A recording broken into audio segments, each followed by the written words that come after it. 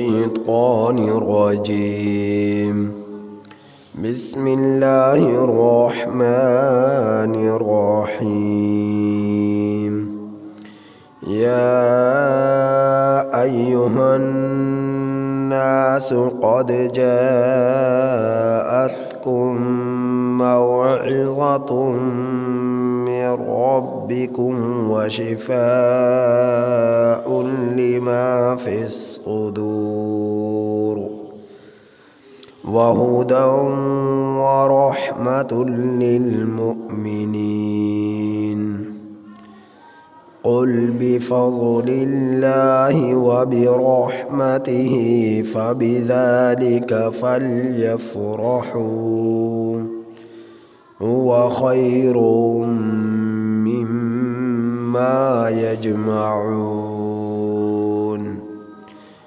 قل أرأيتم ما أنزل الله لكم من رزق فجعلتم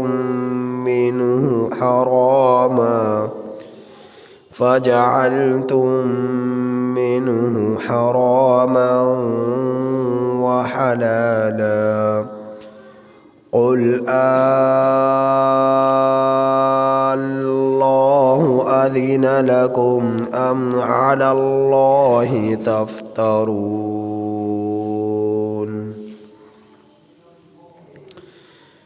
یہ سورہ یونس کی آیت نمبر 57 تا 59 آپ احباب کے سامنے تلاوت ہوئی. ان آیات کریمہ کا ترجمہ اور کچھ تفسیر کل ہو چکی تھی. یہ ترجمہ سماعت فرمائیے. یا ایہا الناس، اے انسانوں، قد جاءتکم، تحقیق تمہارے پاس آ چکی، موعظۃ، نصیحت، من ربکم، تمہارے رب کی طرف سے، وشفاء، اور شفا، لما، ان بیماریوں کے لیے، فی الصدور، جو سینوں میں ہیں، وہدن، اور ہدایت ہے، ورحمۃ، اور رحمت ہے، للمؤمنین، ایمان والوں کے لیے. قل بفضل اللہ، اے میرے مصطفیٰ صلی اللہ علیہ وسلم آپ کہہ دیجئے، اللہ کے فضل پر، وبرحمتہ، اور اللہ کی رحمت پر، فبذالک، سو اسی پر، فلیفرحوا، چاہیے کہ لوگ خوش ہو جائیں. ہوا خیر، یہ بہتر ہے، مما یجمعون، ان چیزوں سے جو یہ لوگ جمع کر رہے ہیں. قل ارأیتم، اے میرے محمد صلی اللہ علیہ وسلم آپ کہہ دیجئے، بھلا تم بتلاؤ، ما انزل اللہ لکم، جو کچھ اللہ نے نازل کیا ہے تمہارے لیے، من رزق، رزق سے، فجعلتم، پھر تم نے کر ڈالا اس رزق میں سے، حراما، حرام، وحلالا، اور حلال. قل، اے میرے مصطفیٰ آپ کہہ دیجئے، اللہ، کیا اللہ نے، اذن لکم، تمہیں اجازت دی، ام علی اللہ تفترون، یا تم اللہ پر جھوٹ باندھتے ہو.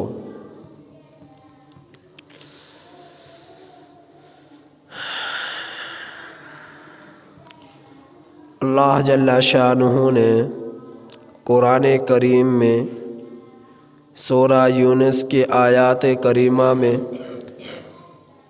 توحید کو ثابت کیا اور اسلام کے بنیادی عقائد میں سے پہلا عقیدہ توحید ہے، اور اللہ رب العزت نے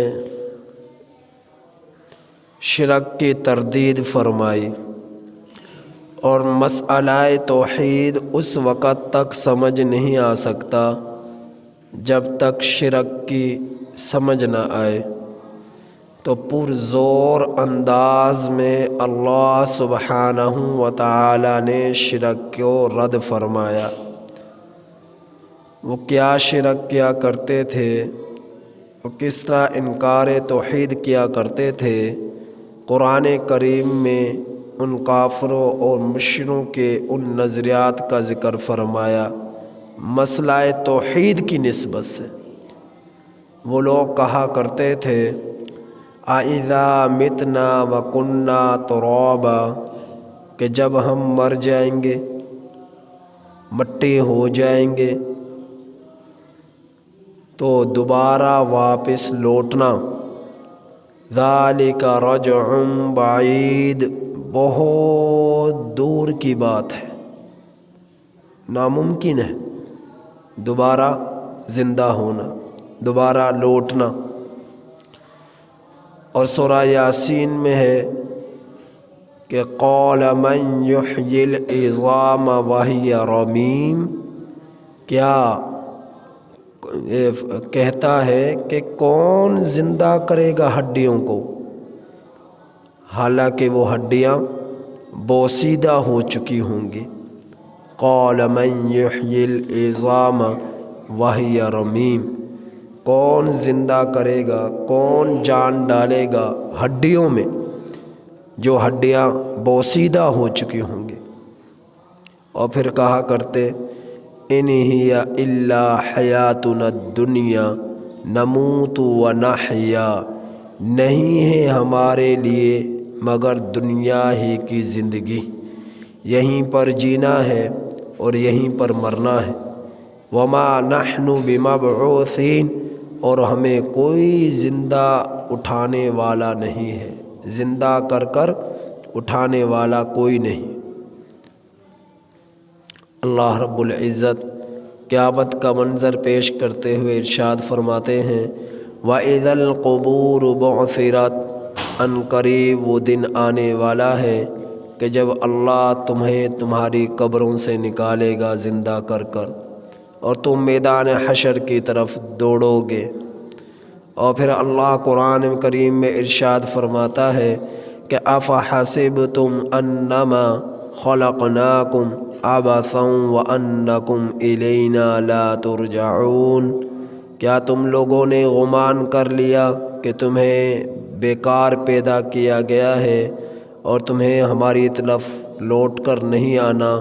تو اس غلط فہمی سے اپنے آپ کو نکال لو، کیونکہ منہا خلقناکم، تمہارے رب نے تمہیں اس مٹی سے پیدا کیا ہے، وَمِنْهَا وَفِيهَا نُعِيدُكُمْ، اور پھر تمہارا رب اسی مٹی میں تمہیں لوٹائے گا، وَفِيهَا نُخْرِجُكُمْ تَارَةً أُخْرَى، پھر ایک دن تمہارا رب تمہیں اسی مٹی سے نکالے گا۔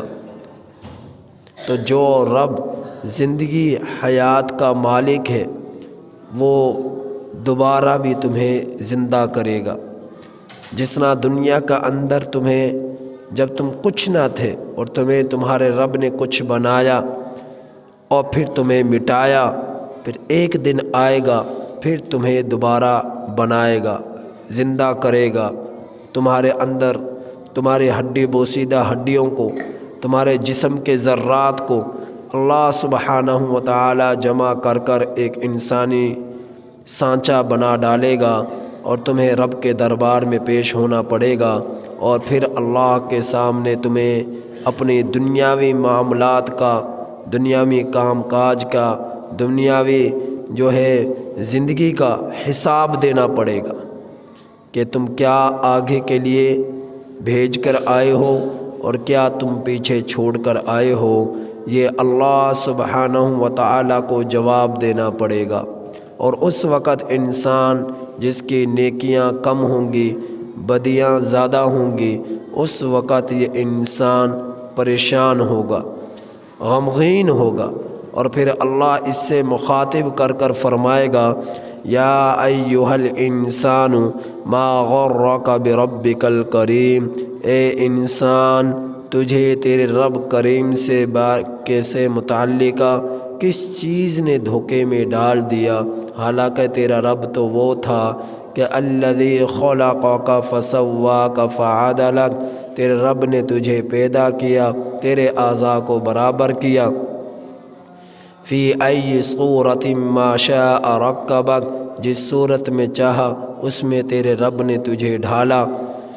کلا بل تکذبون بالدین، ہرگز نہیں بلکہ تم تو بدلے کے دن کو جھٹلاتے ہو، تکذیب کرتے ہو۔ تو اللہ رب العزت نے آخرت کا انکار کرنے والوں کو کہ غلط قسم کے نظریات کو عقیدہ آخرت کے ذریعے ثابت فرمایا ہے۔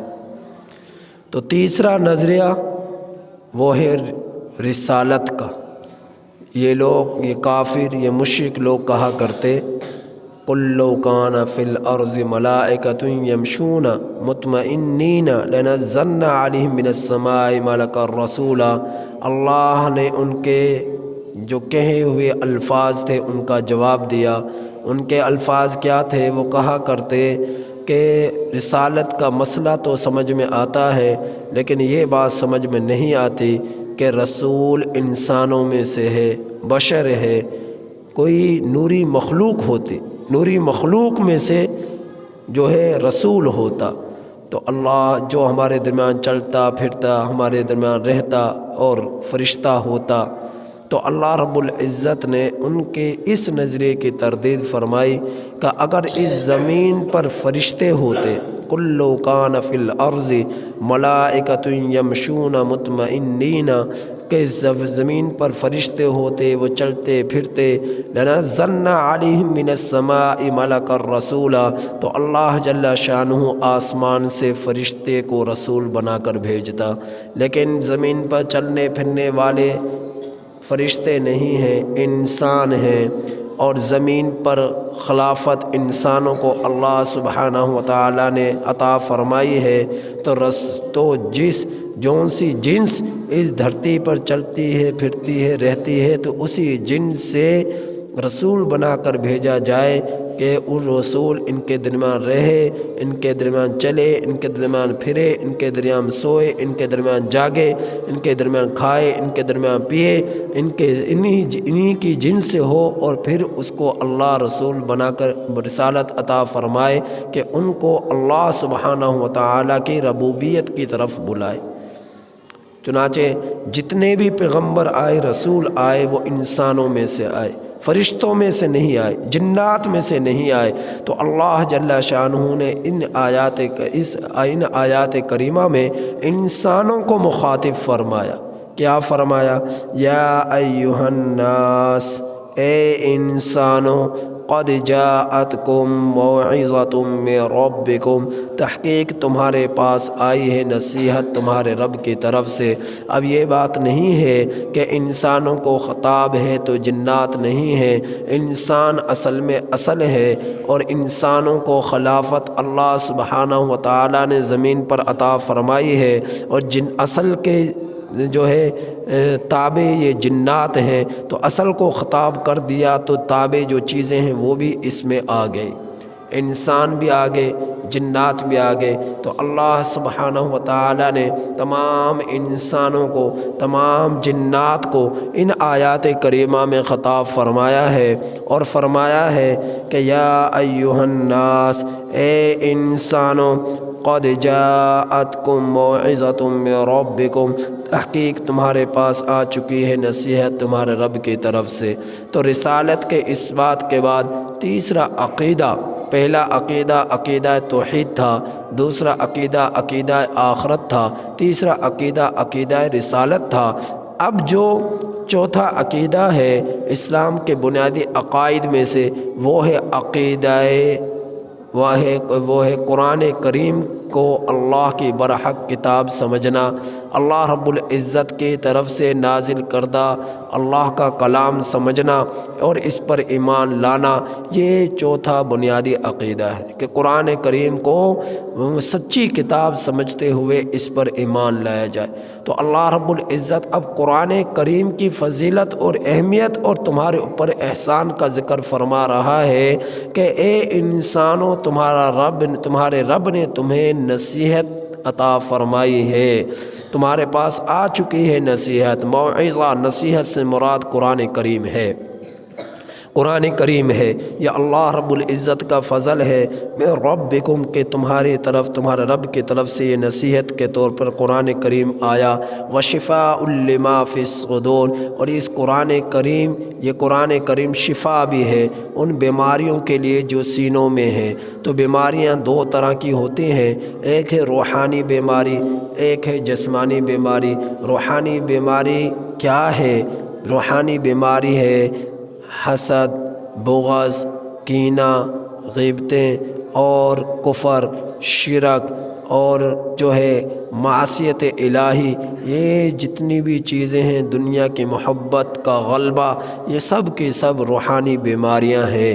تو ان روحانی بیماریوں سے تم نکلنا چاہتے ہو، کفر سے، شرک سے، حسد سے، بغض سے، کینہ سے، غلبہ دنیاوی محبت کے، تو پھر تمہیں قرآن سے تعلق مضبوط کرنا پڑے گا، اللہ کے کلام سے رشتہ جوڑنا پڑے گا، اللہ کے کلام کو پڑھنا پڑے گا، اللہ کے قرآن کو سننا پڑے گا، اللہ کے قرآن کو سمجھنا پڑے گا، اللہ کے قرآن کی تلاوت کرنی پڑے گی اور اس سے محبت کرنی پڑے گی اگر تم چاہتے ہو روحانی بیماریوں سے نکل آؤ۔ اور یہ قرآن کریم جسمانی بیماریوں کے لیے بھی شفا ہے کہ تم بیمار ہو جاؤ تو ان بیماریوں کے لیے بھی شفا ہے۔ نبی کریم صلی اللہ علیہ وسلم نے ایک مہم پر 30 صحابہ کو بھیجا۔ مہم سے واپسی پر وہ صحابہ کی جماعت رضی اللہ تعالی عنہم اجمعین واپس تشریف لا رہے تھے، رات ہو چکی تھی۔ ارادہ کیا، راستے میں ایک قصبہ تھا، اس میں ٹھہرنے کا، پڑاؤ ڈالنے کا۔ جب اس قصبے میں تشریف لے گئے، قصبے والوں سے اجازت مانگی کہ ہم یہاں پر رہنا چاہتے ہیں، رات گزارنا چاہتے ہیں، تو ان لوگوں نے ان کو وہاں رہنے نہ دیا اور قصبے سے نکال دیا۔ تو وہ بیچارے کھلے میدان میں آ کر انہوں نے بستر لگائے اور وہاں آ کر انہوں نے رات گزاری۔ ابھی رات کا کچھ حصہ گزرا تھا کہ اللہ کی طرف سے کرنا ایسا ہوا، ان قصبے والوں کے سردار کو سانپ نے، زہریلی چیز نے ڈس لیا۔ اب وہ پریشان، انہوں نے ڈاکٹروں سے علاج کرایا، طبیبوں سے علاج کرایا، سردار پر جو ہو سکا انہوں نے اس کو ٹھیک کرنے کی کوشش کی کہ کسی طرح یہ صحت یاب ہو جائیں، تندرست ہو جائیں اور ان سے زہریلا اثر ختم ہو جائے۔ کہیں سے کچھ صحت یابی کی صورت نہ نکلی تو پھر وہ ان کے دل میں خیال آیا کہ ان مسافروں سے جا کر بات کریں۔ تو وہ آئے اللہ حدیث پاک میں آتا ہے فَسَعَوْا لَهُ إِلَىٰ كُلَّ شَيْءٍ، انہوں نے ہر طرح کی کوششیں کر لی، ہر طرح کی ہر چیز کی کہ کسی طرح یہ ٹھیک ہو جائے۔ جب نہ ہو سکے ٹھیک تو یہ آئے اور آ کر کہنے لگے کہ کیا تم میں سے کوئی ہے ایسا کہ جو دم کر سکے؟ تو حضرت عبداللہ بن مسعود رضی اللہ، حضرت ابو سعید خدری رضی اللہ تعالیٰ عنہ، یہ نو عمر تھے جماعت میں۔ تو انہوں نے کہا کہ جی ہم جانتے ہیں ہم دم کریں گے۔ انہوں نے کہا کہ ہمارے سردار کو سانپ نے ڈس لیا ہے، زہریلی چیز نے ڈس لیا ہے، تو دم کر، تم میں سے کوئی ہے جو دم کر سکے کہ ہمارا سردار ٹھیک ہو جائے؟ تو حضرت ابو سعید خدری رضی اللہ تعالیٰ عنہ اس قافلے میں 9 عمر تھے۔ انہوں نے فرمایا کہ جی میں دم کروں گا، لیکن ایک شرط ہے۔ انہوں نے کہا کیا؟ کہ اس کے بدلے تم ہمیں 30 بکریاں دو گے۔ انہوں نے کہا جی ہمیں تمہاری شرط منظور ہے، ہمارا سردار ٹھیک ہو گیا تو ہم تمہیں 30 بکریاں دیں گے۔ تو حضرت ابو سعید خدری رضی اللہ تعالیٰ عنہ تشریف لے گئے اور ان کے سردار پر سورۃ الفاتحہ پڑھ کر دم فرمایا تو سردار صحت یاب ہو گیا، اور یوں محسوس ہونے لگا کہ جیسا کہ اس کو کبھی کوئی تکلیف پہنچی ہی نہ تھی۔ تو اس طرح سورہ فاتحہ کی برکت سے اللہ پاک نے انہیں شفا عطا فرمائی، صحت یابی نصیب فرمائی۔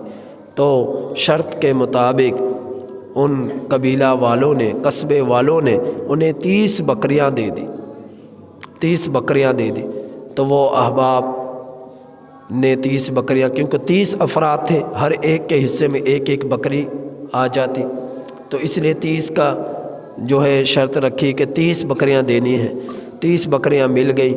اب ان کے دل میں خیال آیا کہ ہم یہ تقسیم کرنے سے پہلے اللہ کے رسول صلی اللہ علیہ وسلم سے، مدینہ تو ہم جا ہی رہے ہیں، آپ صلی اللہ علیہ وسلم سے جا کر اس بارے میں پوچھ لیں کہ کیا ہمارے لیے جائز بھی ہے یا نہیں ہے۔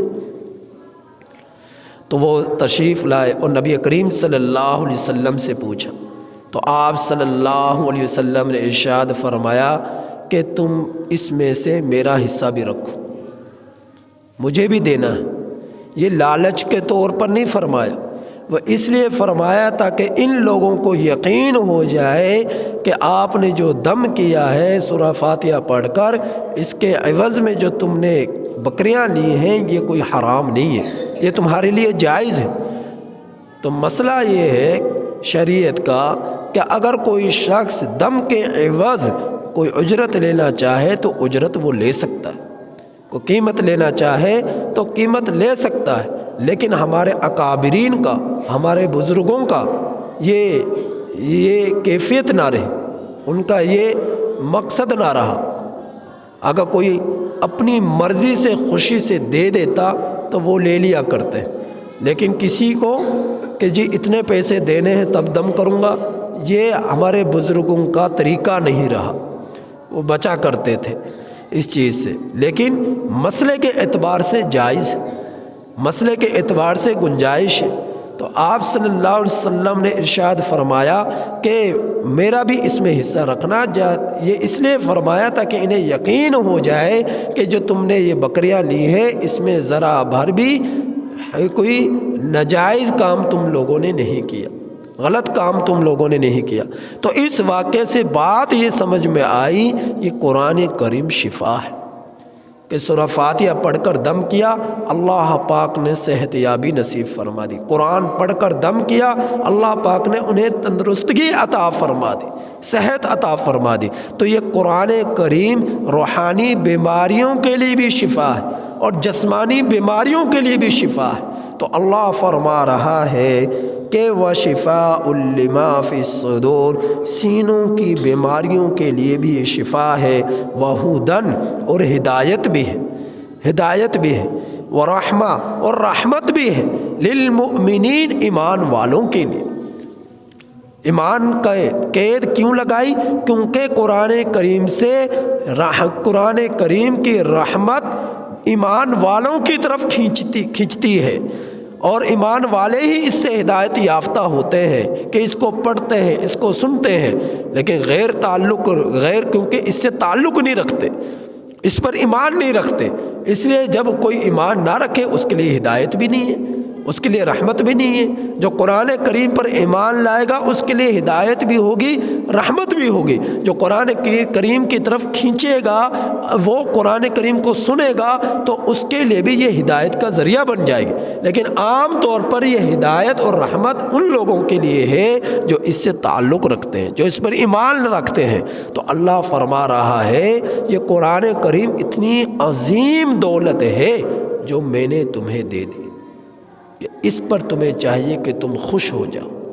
قل بفضل اللہ وبرحمتہ، اے میرے پیغمبر آپ کہہ دیجئے کہ اللہ کے فضل پر، وبرحمتہ، اور اللہ کی رحمت پر، کہ فضل سے مراد ائمہ مفسرین فرماتے ہیں اسلام ہے، اور وَبِرَحْمَتِهِ سے مراد ائمہ مفسرین فرماتے ہیں قرآن کریم ہے، قرآن کریم ہے۔ تو جس کو اسلام مل گیا اور جس کو قرآن مل گیا، میرا اللہ فرما رہا ہے فَبِذَلِكَ فَلْيَفْرَحُوا، سو اسی پر سو چاہیے کہ لوگ خوش ہو جائیں۔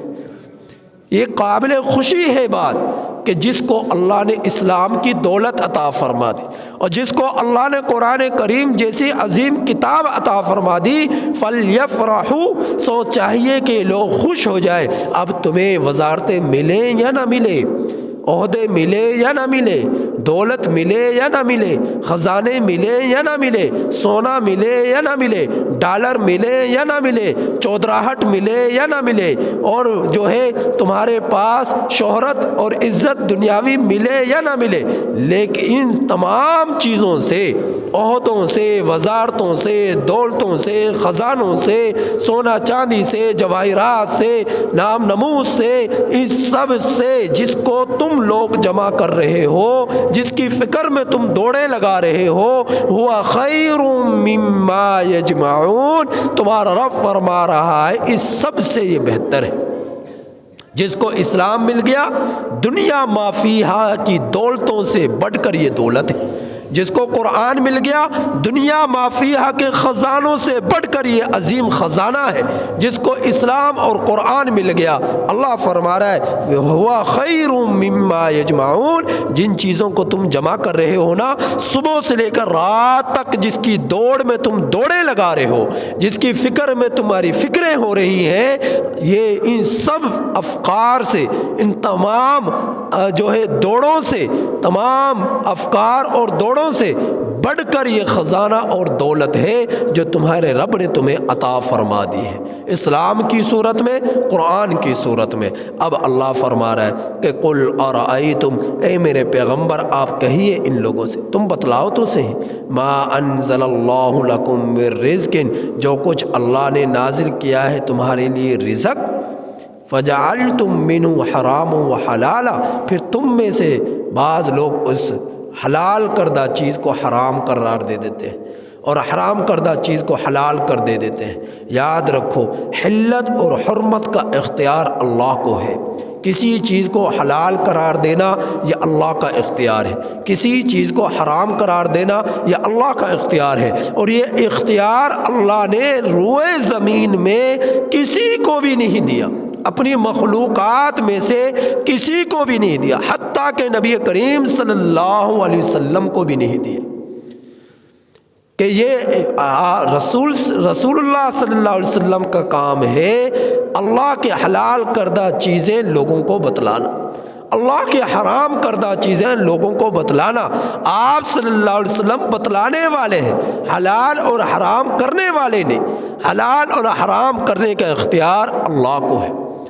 یہی وجہ تھی کہ نبی کریم صلی اللہ علیہ وسلم نے خانگی کی مصلحت کے پیش نظر شہد کو اپنے اوپر حرام قرار دے دیا کہ میرے اوپر، میری ذات پر آج کے بعد شہد حرام ہے، میں شہد نہیں کھاؤں گا۔ تو اللہ رب العزت نے پوری سورہ تحریم نازل فرما دی، یا ایھا النبی لما تحرم ما احل اللہ لکم، اے نبی کیوں آپ حرام قرار دیتے ہو اس چیز کو جس کو اللہ نے حرام قرار دیا، حلال قرار دیا، اسے کیوں حرام قرار دیتے ہو؟ قد فرض اللہ لکم تحلۃ ایمانکم، اپنی اس قسم کو توڑ ڈالیے اور اس کا کفارہ ادا کیجیے، جو آپ نے اس چیز کو، شہد کو کھانے کی قسم کھائی ہے کہ آج کے میں شہد نہیں کھاؤں گا، یہ تو اللہ نے حلال قرار دیا ہے۔ ہاں، حلال کردہ چیزوں میں کسی کی طبیعت نہیں مانتی کسی بھی چیز کے لیے کہ میں یہ نہیں کھاتا طبی طور پر، یا کوئی جو ہے پرہیز کے طور پر، تو وہ الگ بات ہے، لیکن کسی چیز کو حلال قرار دینا، حرام قرار دینا، یہ اللہ کا اختیار ہے، اللہ نے اس میں کسی کو اختیار نہیں دیا۔ نبی کریم صلی اللہ علیہ وسلم کی لخت جگر فاطمہ الزہرا رضی اللہ تعالی عنہ کا نکاح حضرت علی رضی اللہ تعالی عنہ کے ساتھ ہوا۔ ہجرت مدینہ کے بعد ابو جہل کی بیٹی حضرت زینب رضی اللہ تعالی عنہ مسلمان ہو کر مدینہ المنورہ آ گئی، تو حضرت علی رضی اللہ تعالی عنہ کے دل میں خیال آیا، ارادہ فرمایا ان سے نکاح کرنے کا۔ نبی کریم صلی اللہ علیہ وسلم کو علم ہوا، آپ صلی اللہ علیہ وسلم نے فرمایا اے علی مجھے پتہ چلا ہے آپ نکاح کرنا چاہتے ہیں ابو جہل کی بیٹی سے۔ فرمایا جی ہاں۔ آپ صلی اللہ علیہ وسلم نے فرمایا کہ علی دیکھیے میری جو بیٹی ہے وہ نرم مزاج ہے، اور ابو جہل کے خاندان کی عورتوں کا مزاج سخت ہوا کرتا ہے۔ اگر آپ یہ چاہتے ہیں کہ آپ ان سے نکاح کریں تو میں تمہیں اس چیز سے منع نہیں کروں گا، لیکن اگر نکاح کرنا چاہتے ہو تو میری بیٹی فاطمہ کو طلاق دے دو، پھر نکاح کر لو۔ میں منع نہیں کرتا، کیونکہ مجھے کہ حلال اور حرام کرنے کا اختیار نہیں ہے کہ میں کسی چیز کو حلال قرار دوں یا حرام قرار دوں، یہ اختیار صرف اللہ کے پاس ہے۔ میرا کام ہے حلال کردہ چیزوں کو بتلانا، حرام کردہ چیزوں کو بتلانا۔ میں یہ نہیں کہتا کہ حرام ہے تیرے لیے نکاح کرنا دوسرا، یہ حلال ہے، لیکن ان ابو جہل کے خاندان کی عورتوں کا مزاج سخت ہوتا ہے تو دونوں کا ایک ساتھ چلنا آپ کے لیے مشکل ہو جائے گا۔ تو لہٰذا اگر کرنا ہی چاہتے ہو منع نہیں کرتا، لیکن میری بیٹی فاطمہ کو آپ طلاق دے دو، پھر نکاح کرو۔ تو حضرت علی رضی اللہ تعالیٰ عنہ جب تک حضرت فاطمہ تو زہرا رضی اللہ تعالیٰ عنہ زندہ رہے اس وقت تک کوئی نکاح نہیں فرمایا۔